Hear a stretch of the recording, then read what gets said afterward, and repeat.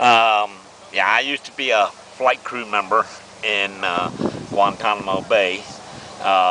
We flew a P-5M-2S, which was the last big seaplane that Martin made. And we were in Guantanamo the night Kennedy declared the blockade. We had to fly out the following morning because our aircraft were too big and too slow, and they just wanted us out of the way. But all the photographs they had showed on television of the missiles being brought into Guantanamo were taken from our aircraft, not just mine, but we had 17 aircraft. And we constantly photographed every ship in the water that was in the Caribbean. And when we seen all the photographs, we recognized them all. I remember that ship.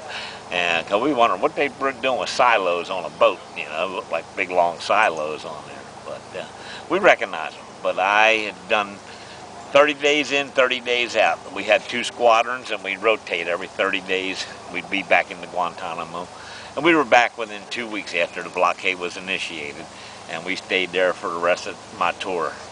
So they decommissioned the seaplanes when I left. So now they fly P-3 Orions, which is a turboprop jet. But we flew for 16 hours at a clip.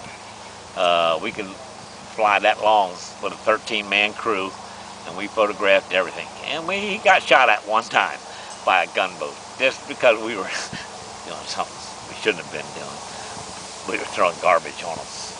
But we took pictures of them, and then we'd request permission to jettison garbage and throw it on the Russians, and Cubans too at the time. But if it was a Russian gunboat or a Russian training ship, we'd always try to find a way to drop something on them that wasn't nice. Garbage, trash, lunch, leftover lunch, whatever we could find. But they'd play with us and we'd play with them.